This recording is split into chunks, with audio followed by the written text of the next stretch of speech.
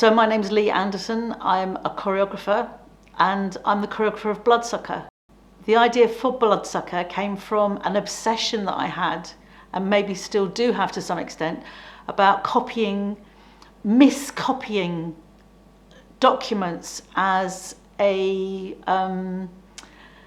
design for a dance. And it started when I was watching a really boring film in a cinema and I couldn't get out and I had to stay and watch. And so I had to find a way of making a really tedious film interesting. And I imagined, what if they were dancers? And every time there was an edit, the dancers were jumping out of the frame on the stage and other dancers were jumping in. So that the movement of the jumping out and jumping in would be more interesting than what was going on in the narrative. And so I started copying films.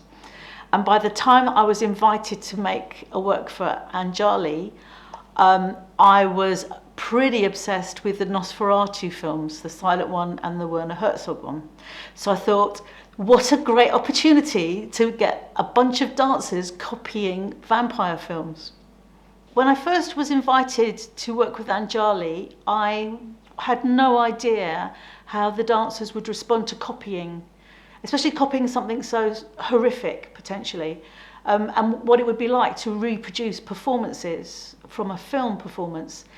And I was delighted to find that they were so engaged, and the depth to which they